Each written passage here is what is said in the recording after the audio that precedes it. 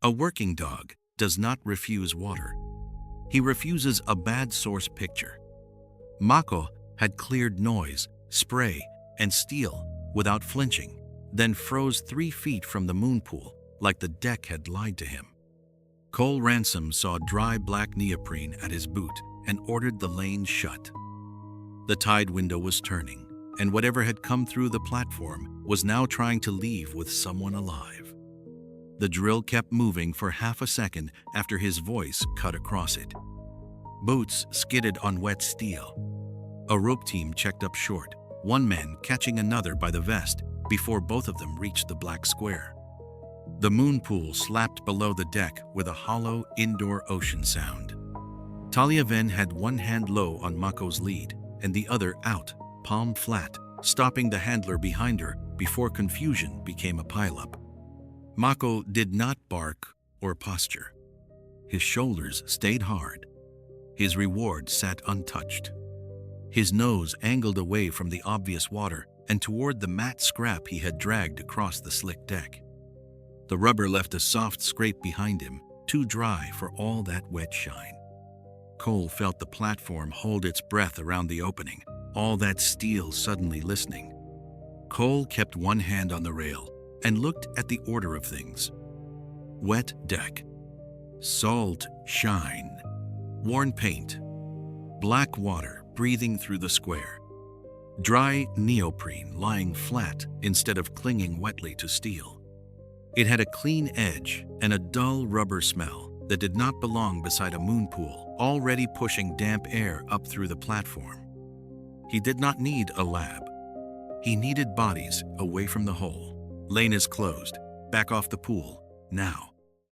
Pike was already coming across the wet deck with his headset crooked and his drill board tucked under one arm, paper carried into a place that had stopped respecting paper. Ransom, that is not your call.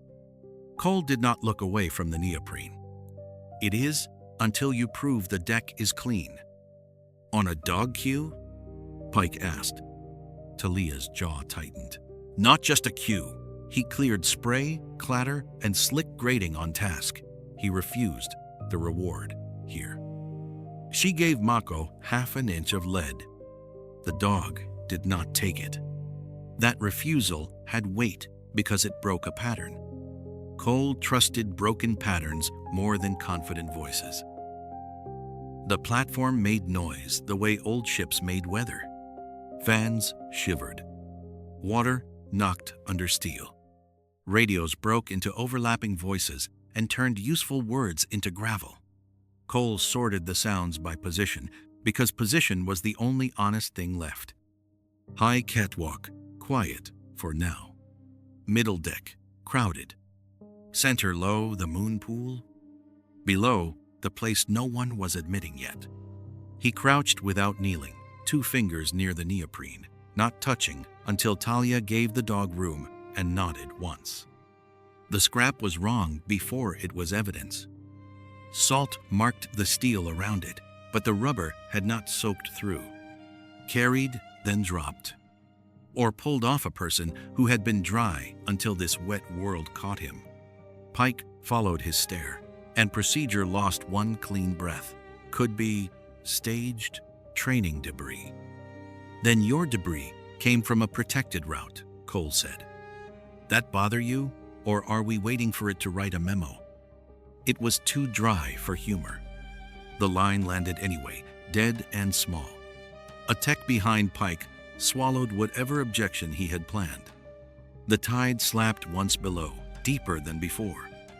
The deck did not feel empty anymore. Mako's head shifted. Not toward Pike, not toward Cole, not toward the crowd bunching behind the marked drill line. Lower. Talia felt it before Cole saw it. Her wrist moved with the lead, soft and exact, keeping him from lunging into certainty he did not own. Easy, she said. He has something, not everything. Cole liked her for that and had no time to show it.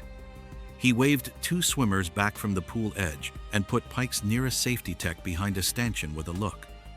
The deck answered under Cole's boots, a faint tremor out of rhythm with the water.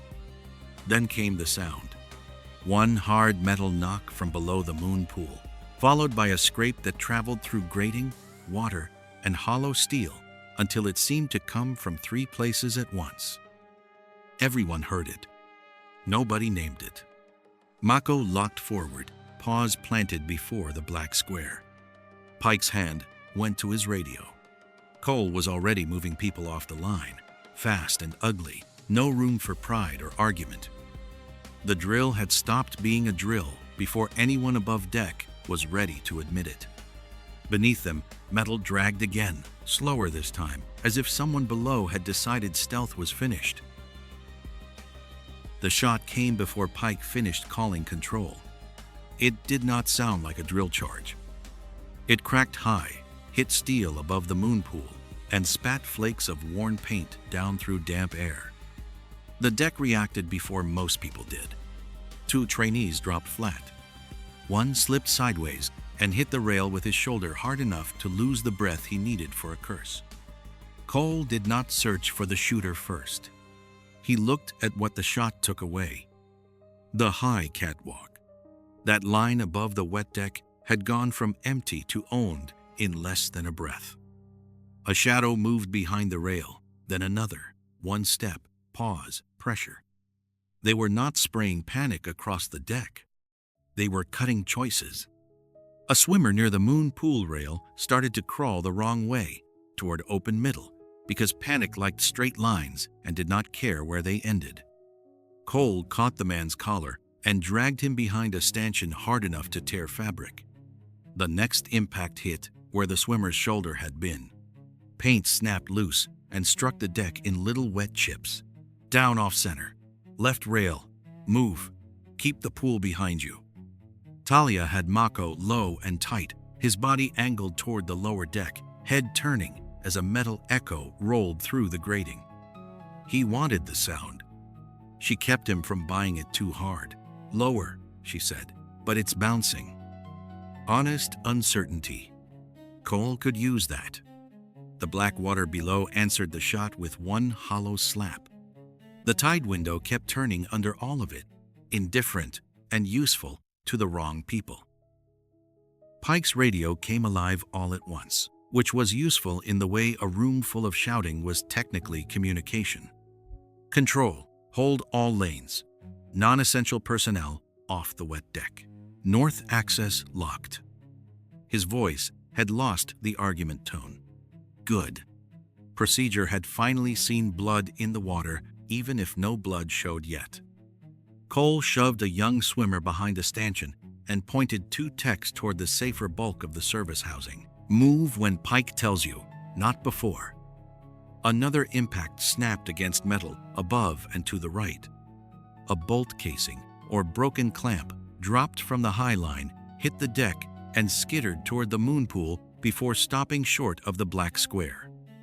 Every eye followed it for the wrong half-second.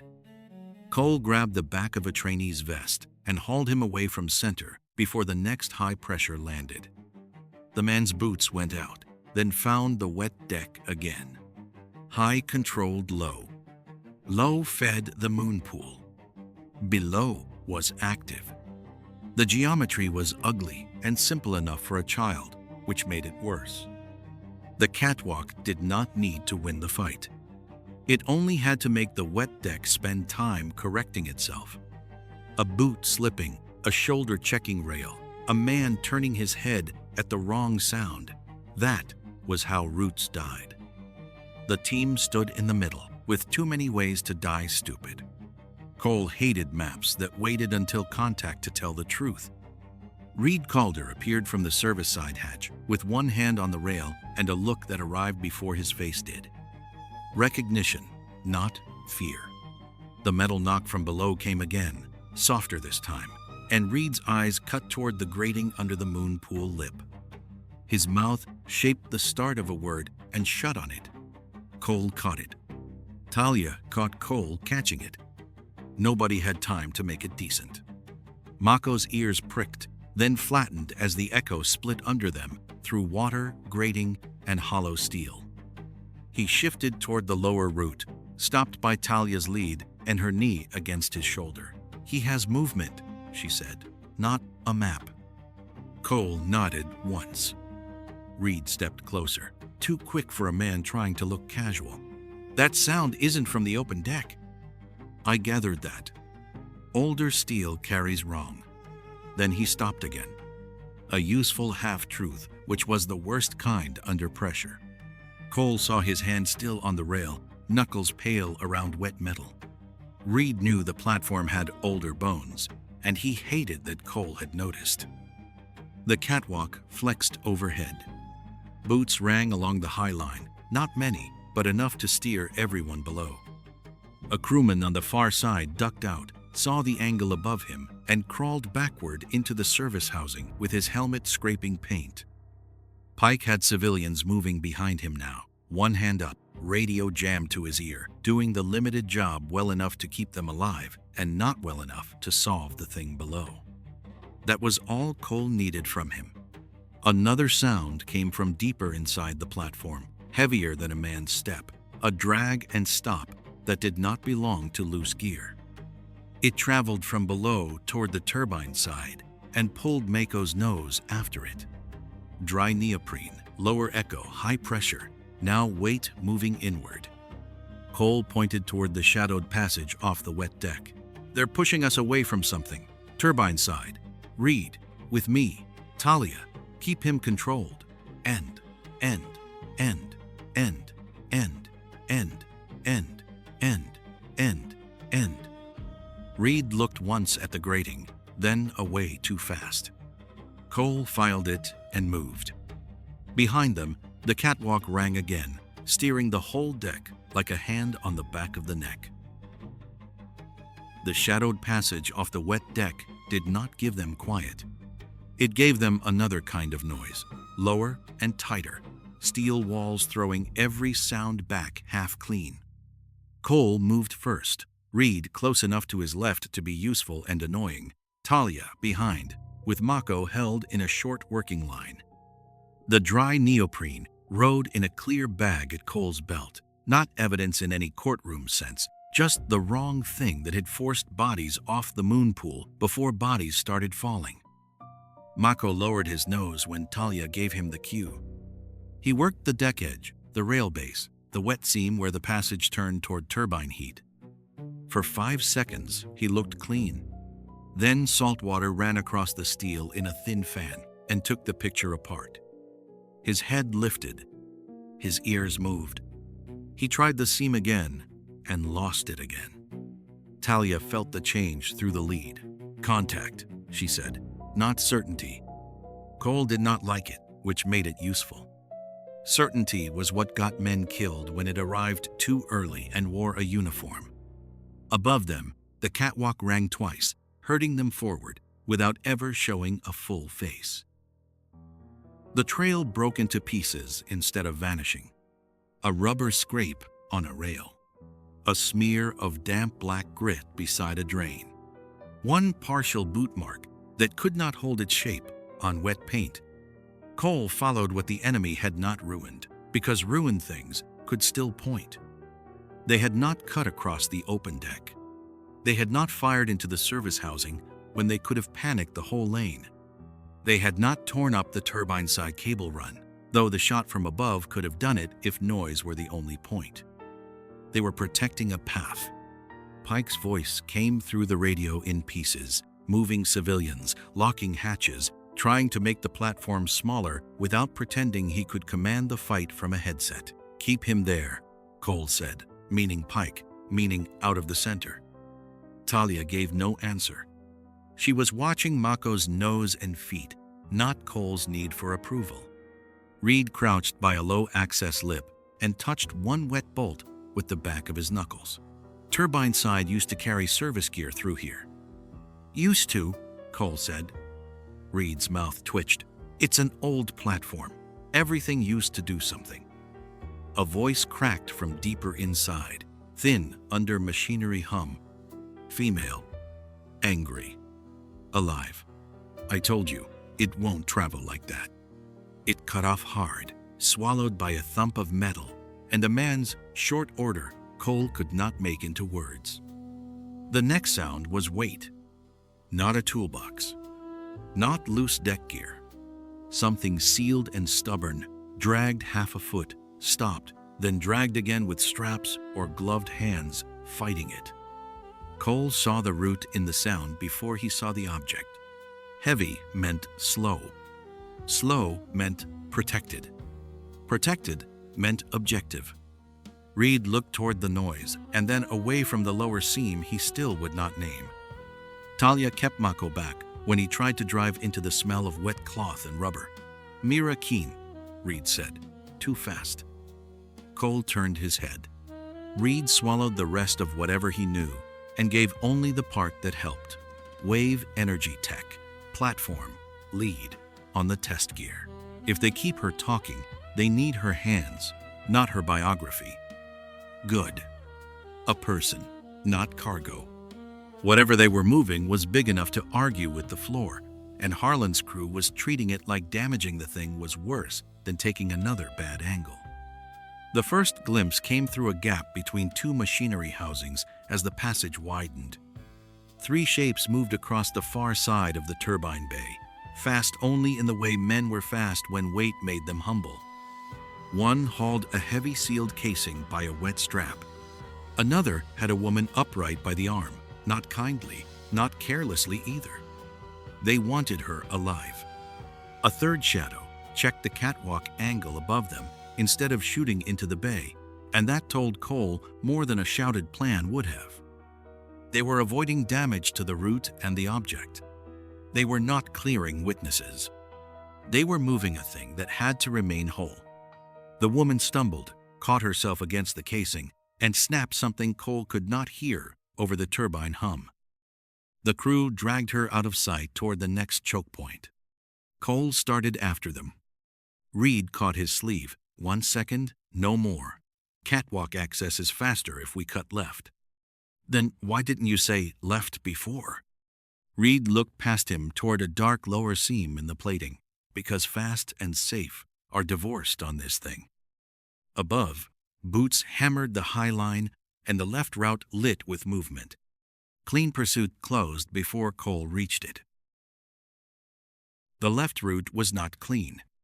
Cole knew it before Reed admitted it, because the catwalk above answered their first step with a hard boot run and a thrown shadow that crossed the deck faster than any man below could move. The passage opened into a wet service lane under the high line, all worn paint, oil shine, and grating that held water in little black squares. Reed pointed once, sharp and sure. "Through that maintenance cut. It bends under the catwalk and puts us behind them." Cole heard the word behind and wanted to believe it. Behind solved pressure. Behind gave him back the shape of the fight. He hated how badly he wanted that. Move. Talia brought Mako in close, not leading now, just keeping his nose available and his body out of the worst of the noise. Mako's nails ticked across the grating, then skipped once. Talia's eyes dropped to his feet before anyone else noticed. Above them, metal flexed. The enemy did not fire wildly. They dropped pressure exactly where the maintenance cut narrowed, making the route feel useful until the team was already paying for it. Reed reached the cut first and stopped so abruptly Cole nearly put a shoulder into him. A steel panel blocked the opening where an open service pass should have been. Not temporary. Not fresh. Welded bracket. Newer plate. Different paint under the salt. The platform had been changed, and Reed had brought them to a memory. Cole saw Reed's hand touch the blocked plate once, almost gently, before he snatched it back. That touch made the mistake worse, because it was not ignorance. It was recognition arriving late and finding no useful chair. A bad one, by the look on his face. Half a second went flat. That was all the high line needed. Impact sparked off the rail above them. A burst of broken paint and rust came down like dirty rain. One trainee behind Talia slipped on the wet grating and grabbed for Mako's line by mistake. Mako's shoulder shifted under the sudden pull, and for one bad instant his front paw slid between two wet squares of grate. Talia snapped her elbow back, blocked the hand with her body, and kept the dog from being dragged sideways. Cole shoved Reed off the dead cut and took the rail hard across his ribs. Air left him in one ugly piece. "Back," he said, when he could get sound. "Back, now. Back." Mako tried to orient through the impact and echo. His front paw placed wrong, corrected, then placed careful. Not a limp yet. A report. Talia read it before pride could, gratings chewing his focus. Cole wanted the dog's nose on the route. He wanted a lot of things the deck did not owe him. Keep him off the narrow strip. They reversed into the service lane with the catwalk owning the air above them. The high line did not have to kill them to beat them. It only had to make every decent option expensive.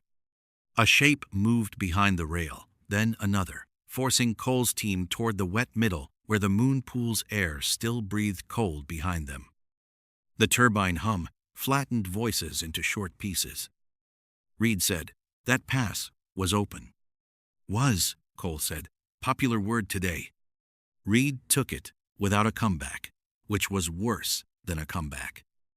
His face had gone tight, old guilt or old calculation, and Cole did not have enough facts to sort the two. Mako shook salt water from his muzzle and tried to catch the broken thread again.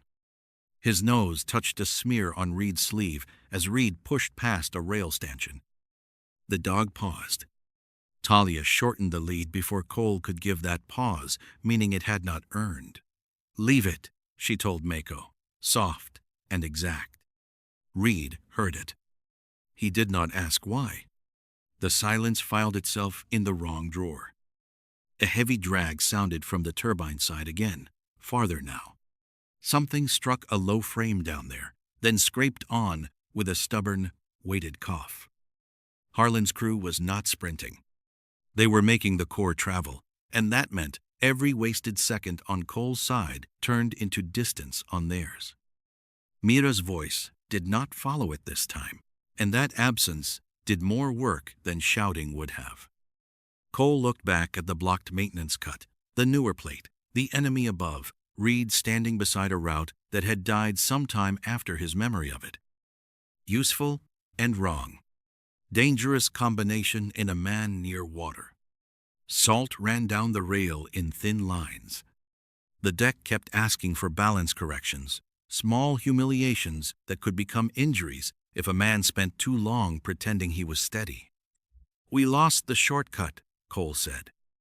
He kept his voice flat because anger took air and air was becoming expensive. "We did not lose the route." Reed wiped wet grit from his palm onto his thigh. "There's another way, under the high line." He said it too carefully.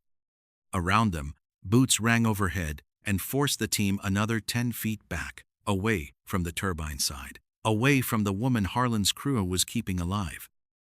Mako shifted weight again, careful on the front paw, and Talia saw it before Cole could pretend not to. The catwalk had taken ground, the old platform had lied to Reed, and the enemy's heavy prize was moving while Cole stood with a blocked path and a teammate he could no longer read cleanly. Mako paused on Reed again before Cole could make himself ignore it. It was not the clean alert of a dog finding one bright answer in the dark, though the worst part of Cole wanted that kind of simplicity. It was smaller. Nose to damp sleeve. Head tilt. A change in the lead. Talia felt it, shortened him, and Reed went still as if the dog had put a hand on his throat. The catwalk rang behind them. The blocked maintenance cut sat at their backs with its newer plate and bad paint, a dead route Reed had brought them to because memory had passed for knowledge in bad light. Cole's ribs hurt where the rail had charged him rent. The old water lesson woke under that pain. A safe route near water was safe only when steel, sound, and bodies agreed. Reed had reacted to the lower knock. Reed had avoided naming something. Reed had been wrong about the cut. Now Mako had Reed on him. Cole turned on wet steel with too little room for mercy. What did you touch? Reed's face closed. That was answer enough to make Cole worse. Not now. That is traditionally when people say things before they become body weight. Cole stepped in close enough to smell wet cloth, salt, old oil, and the hard metallic stink rising off the lower root. Reed did not step back. He looked past Cole toward the turbine side sound, where the heavy drag came again, farther away, a dull pull and stop that flattened the air. Mira did not shout. That absence sat in Cole's chest like a hand. Another pull came after it, longer this time, metal coughing over a lip somewhere closer to turbine. The sound had distance in it. The crew had crossed something while Cole was still measuring Reed's sleeve, and the platform made the price audible. Strap scrape, boot slip, casing thud. Then Mira's breath cut short and swallowed by heat. Talia kept Mako from driving after it. Contact was not permission. The dog had given them a question, and Harlan was using the answer time. Mako shifted, wanting Reed's sleeve again. Talia put her knee lightly against the dog's shoulder and held him there. Cole. Her voice cut cleaner than the radio fragments above them. He found contact, not guilt. Cole did not look away from Reed. Contact with what? Something from the same source picture. Gear, sleeve, rail, transfer. I don't get motive out of his nose. Neither do you. Handler truth, delivered without apology, while the platform kept taking ground from them. Cole backed off half an inch. Not forgiveness. Space. Reed wiped his sleeve against his vest and stopped when he realized everyone had seen him do it. Lower service hatch, he said. No confession lighting. No neatly folded guilt. Just a man spending a thing he had tried to keep. Old one, under the turbine bay, port side of the moon pool framing. End quote. Cole waited. The catwalk hammered once above, pushing them tighter to the wall. Reed swallowed. I checked it last month. It was supposed to be sealed from below after the retrofit. I didn't log it as active because I didn't want another review of the old extraction failure attached to my name. Shame then. Not treason. Still not clean. Cole felt anger move through him, looking for a useful door and finding none. You knew there was a lower service route that might still breathe. I knew there had been one. That distinction is adorable. Reed took it, which made him either sorry or smart. Behind them, something heavy shifted again toward turbine, and a man's voice barked, once without words Cole could use. They were losing the argument to distance. The worst part was that Reed had become useful by admitting the thing too late. Talia kept Mako's lead short and her eyes on his feet. We can yell later, she said, assuming everyone enjoys luxury. Cole looked toward the turbine side passage. Heat thickened there, machine oil and salt water vapor pushing back through the corridor. The enemy had used their delay the way professionals used any gift, immediately and without thanks. A shape moved across a far grating beyond the machinery housing. Then another. A wet strap scraped, and the heavy sealed casing answered the floor with a low drag that no file, no drive, no little secret could ever make. Harlan's crew was farther inside now, moving Mira and the core toward the lower route, while Cole stood in a passage, deciding whether shame counted as betrayal. It did not. It still cost. Reed, you are not clean, Cole said. You are still coming.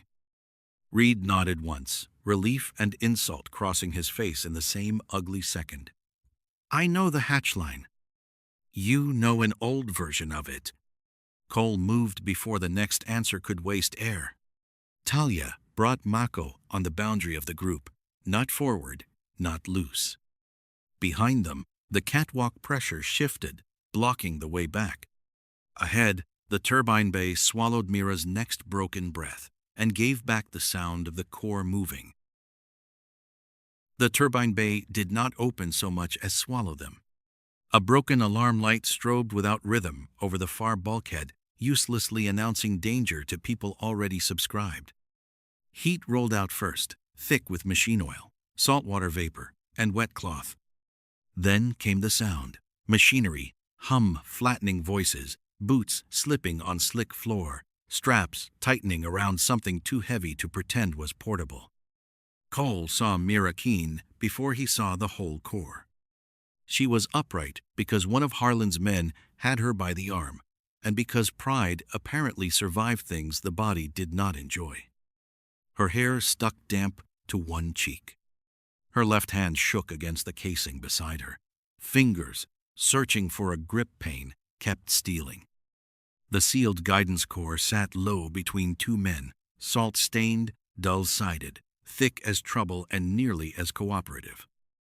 Water rolled along its lower edge and gathered where the casing lip met the strap, darkening the webbing. It had no blinking light, no screen, no convenient little lie that would let anyone pretend this was information instead of weight. It dragged when they pulled. It stopped when the floor changed. It made every man around it adjust his stance. Harlan Voss stood beyond the casing, close enough for Cole to see the calm in his posture. He wore the platform like a worksite, not a battlefield, and that made him harder to hate usefully. Men who wanted glory looked up. Harlan kept looking at the floor, the straps, the next obstruction, the root. He did not waste motion. He did not waste damage. He kept Mira close and the object path protected. Worse than professional.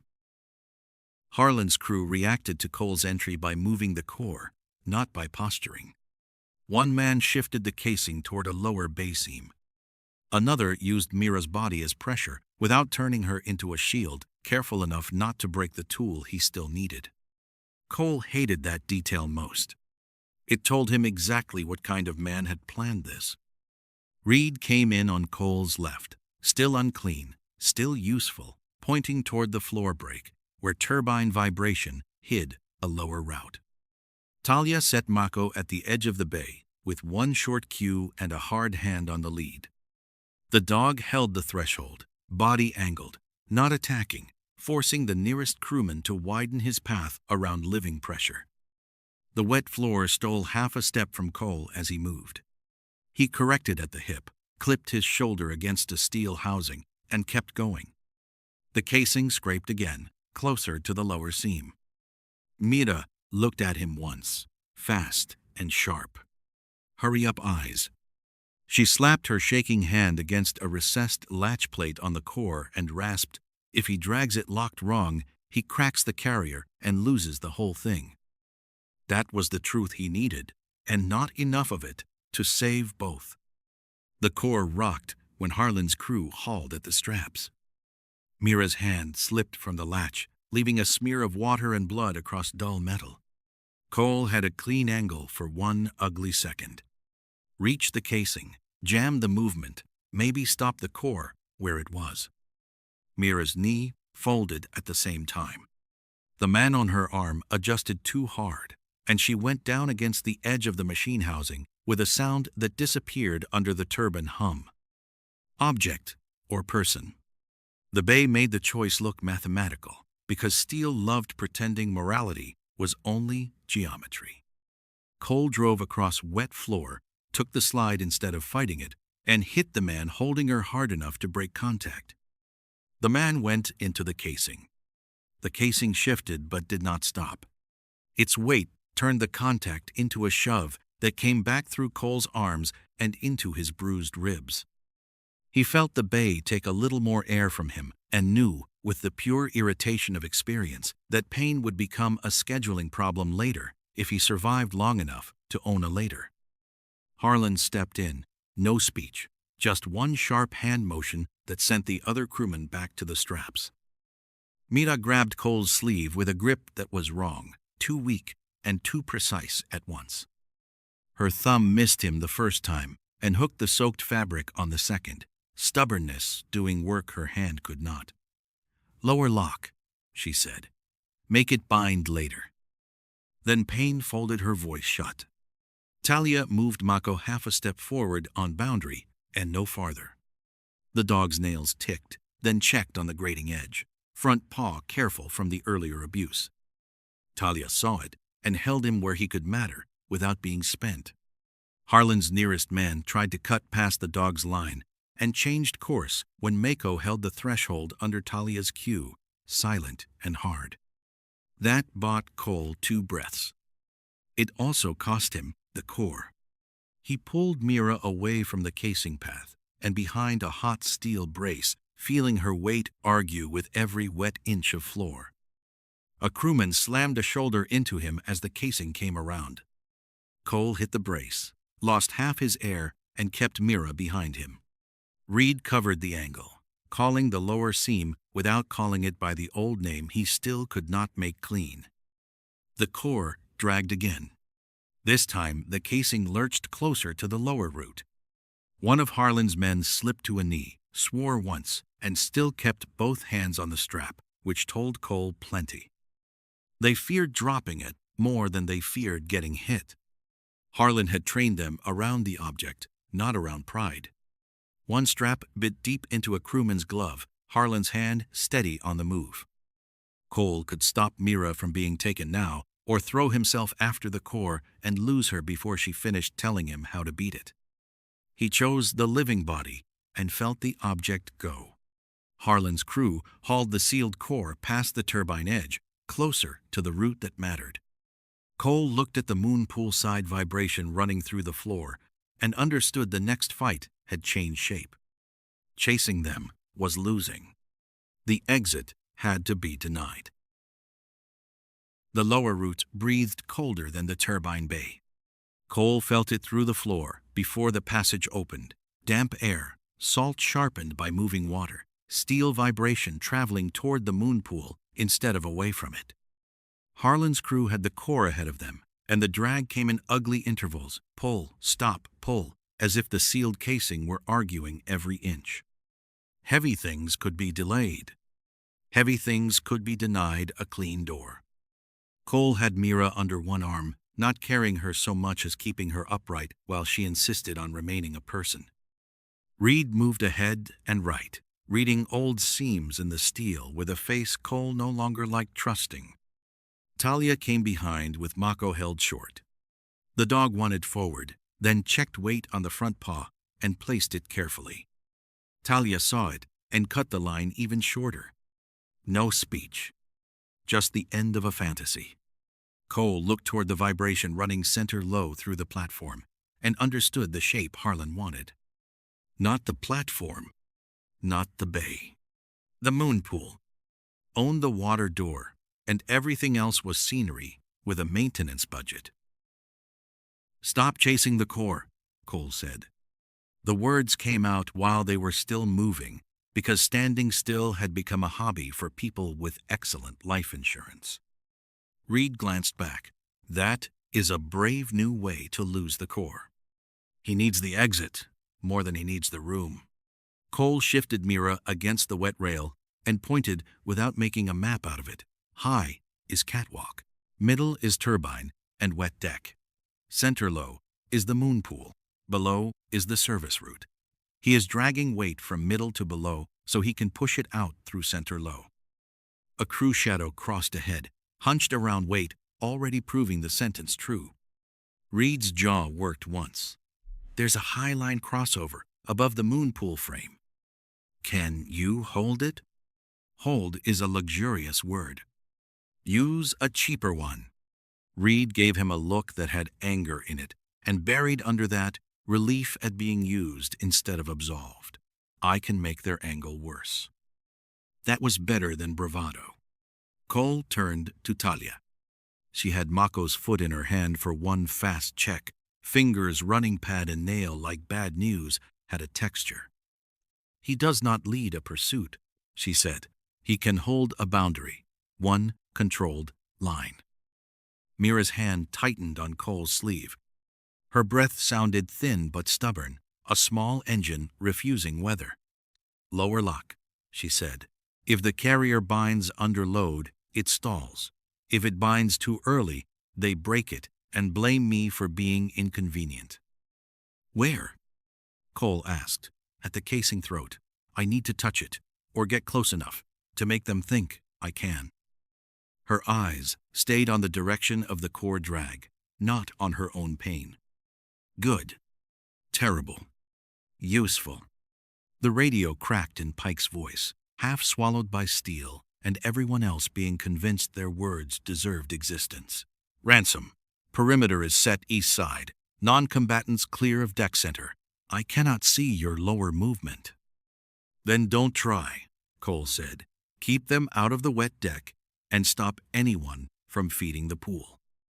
Pike paused, exactly long enough to hate that and accept it. Copy. Pike where he belonged. Useful, limited, not a miracle in a headset. Cole looked at Reed. You take high. You do not improvise old routes without telling me what century they come from. Reed's mouth nearly moved into a smile and failed. Fair. Talia. Mako holds boundary at the pool edge, not past it. Mira gets one touch if we can buy it. I take the water door. The plan did not become clean after he said it. Plans never did.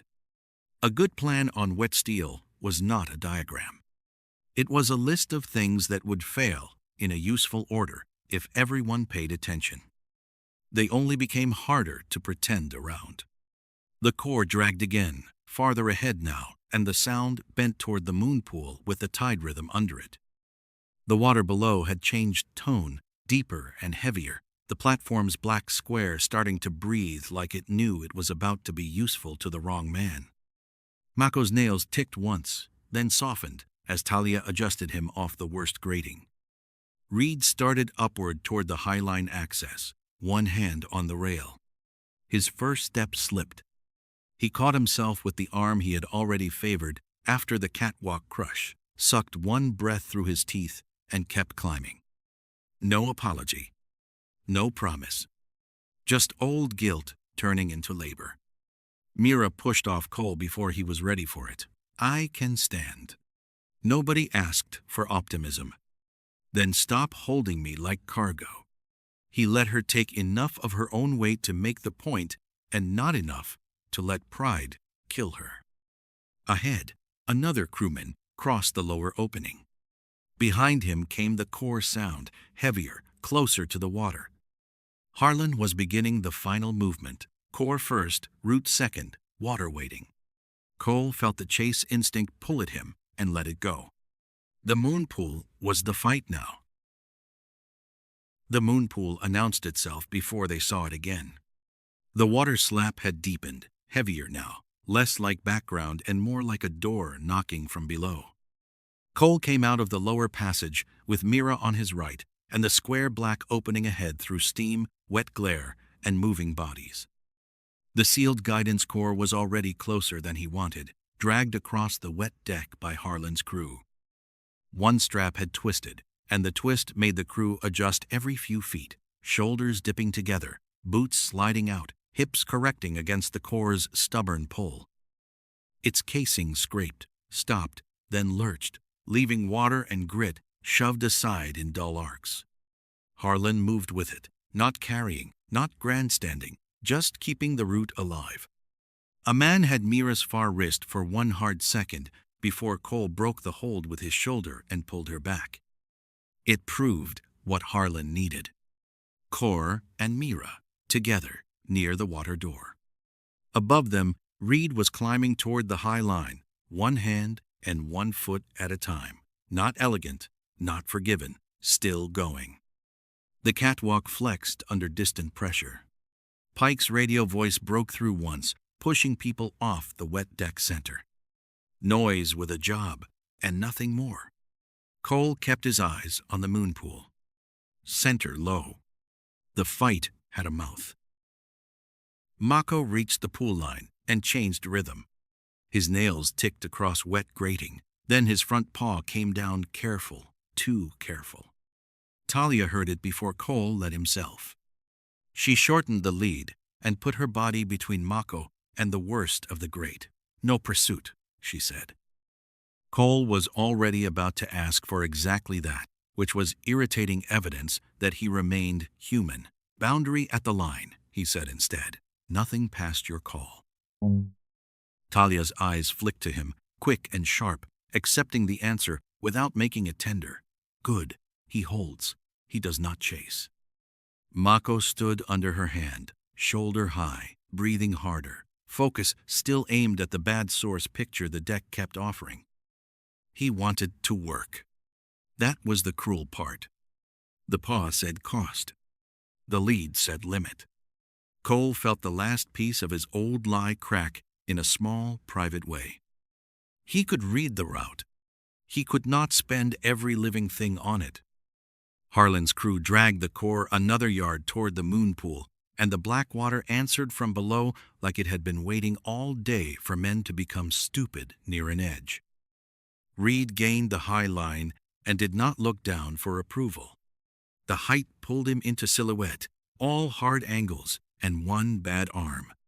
He had one sleeve torn near the elbow now, and his hand left a wet red smear on the rail as he moved. He did not stop to inspect it, which did not make him brave so much as busy. Approval was slow, and the platform had developed a personal hatred of slow.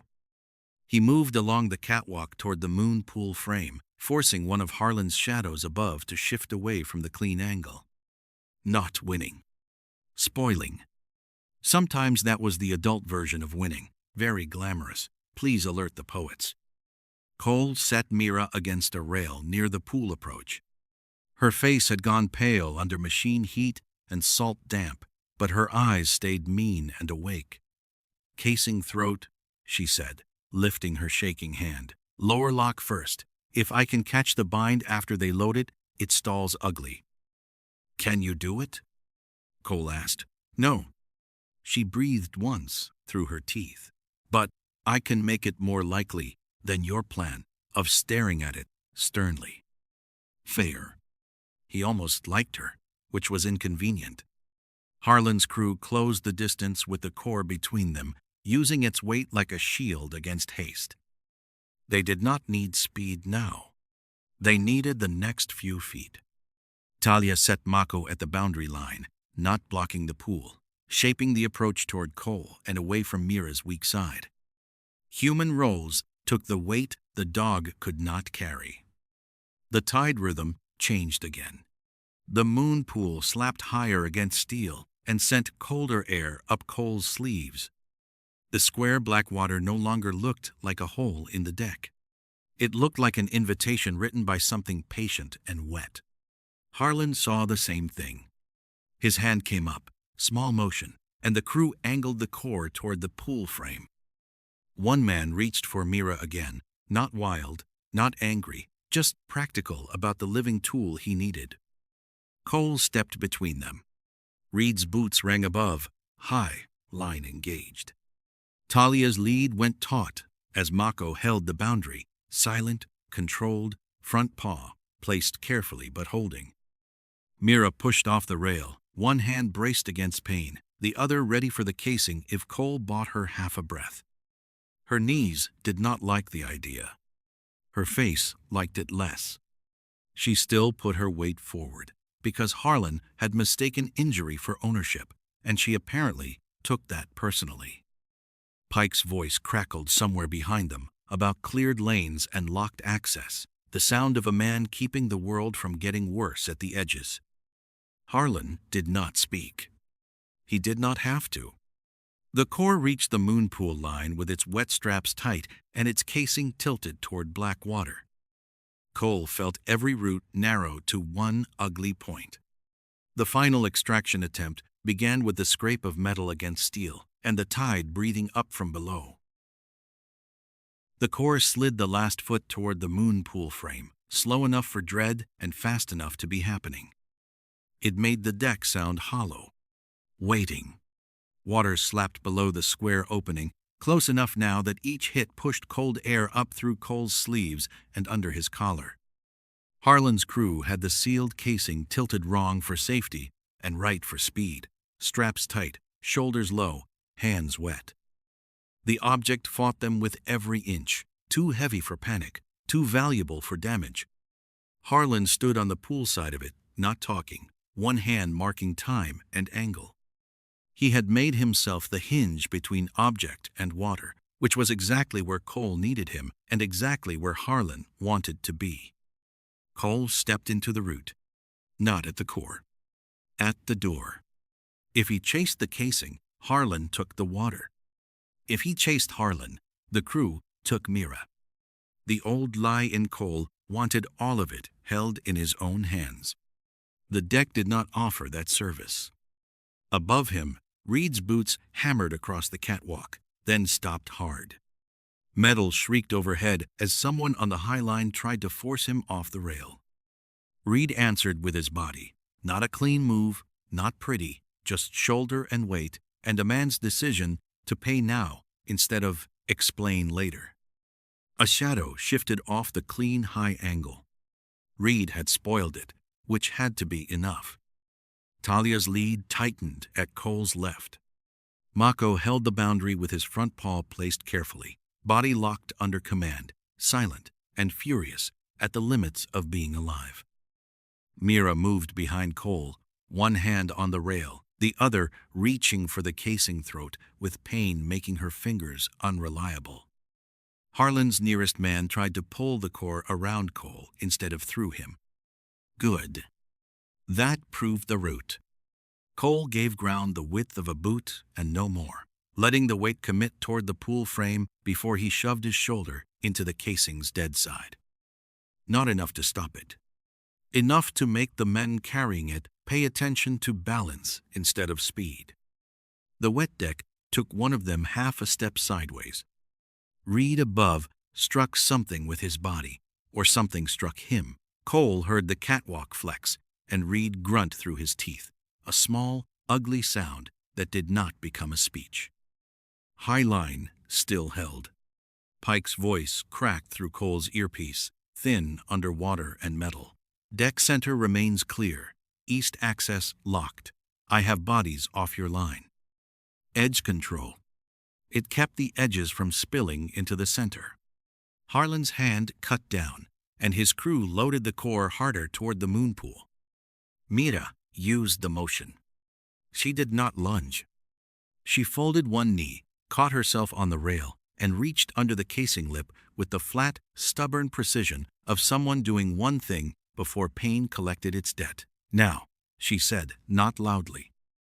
Cole heard her, because everything in him had stopped pretending he could do her job. Her fingers found the lower lock. The casing gave a small metallic cough. Not failure, not yet. A bind. The bind changed the fight by less than an inch. It changed the sound first. The core stopped scraping in a straight line and began to chatter against the lip, a rough, uneven knock that made every man holding it adjust at once. Less than an inch was enough, near black water.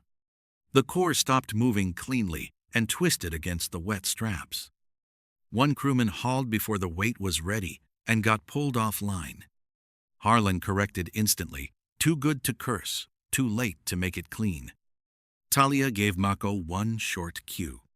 The dog held the boundary exactly. No attack, no leap, no miracle, just a living wall where Harlan's crew needed soft space.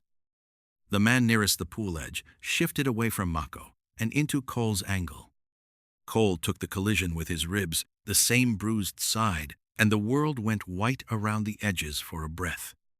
He stayed in the route because Reed was above, Mira was at the core, Talia had the dog, and Pike had the edges. He did not own the platform. He held his line. Harlan's hand went for Mira, practical to the last. Cole blocked that reach and lost his footing on the slick strip near the pool frame. His palm hit wet steel. The black square opened beside him, breathing cold up his face. The cord dragged him half a step toward it, straps biting, men grunting, water waiting below. Above, Reed slammed the high line rail with his shoulder and forced another shadow back. Something tore loose up there. Reed cursed once and did not fall. Mira twisted the lower lock again, her face gray now. her mouth tight. The bind caught ugly. The casing lurched, stopped, and rang against the frame instead of clearing it. Harlan's clean water exit vanished in the sound. Harlan still tried to buy it back. He drove one hand into a wet strap and dragged his shoulder under the casing, trying to lever the bind toward the black square before the tide turned meaner. The move was smart, which was why it almost worked. The core lurched a handspan, enough to yank Mira off balance and pull Cole's bruised side into the rail. Mako's boundary held without a sound. The crewman who needed that space stepped around the dog and lost his line on slick paint. Above them, Reed kicked a high line bracket clear of a Shadow's boot and paid for it with a slammed shoulder. The casing chattered again, crooked now, not traveling. Harlan had weight, water, and will. The team had made him spend all three in the wrong order. After that, it was not victory. It was collapse with better geometry. The core stayed on the deck, wedged against the moon pool frame, too heavy and too bound. Its lower edge had carved a bright scrape through paint and salt, a stupid little wound in the platform that showed how close the thing had come to leaving. One crewman released first, then another, each choice made by weight and fear rather than courage. Harlan tried to keep the route alive for one more second and found Cole in it, Talia's line beside it, Mako holding without attacking, Reed above breaking the last clean angle, Mira's bloody hand still on the casing throat. The water slapped below and took nothing. Pike's people closed at the edges only after the route had already failed, voices ordering men away from access, boots staying out of the center where the real work had happened. Harlan went down near the wet rail, with one hand still reaching for a strap, not because he had confessed, not because authority arrived with a trumpet, but because the object, the tide, the dog, the wounded tech, the ashamed route man, and Cole's refusal to chase the wrong thing had all made the same door unusable. When the platform finally stopped moving in Cole's head, the noise did not end.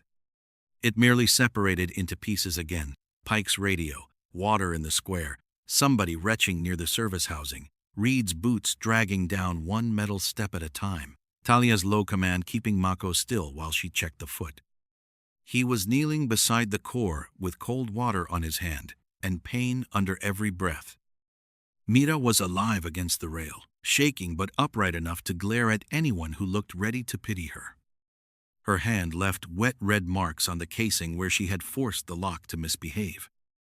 Reed sat high on the catwalk steps with one arm held tight and his face turned away. Talia crouched by Mako, checking the careful front paw while the dog leaned into her hand, spent and still watching the moon pool. Cole looked at the square black water. It breathed. It waited. It did not get an exit,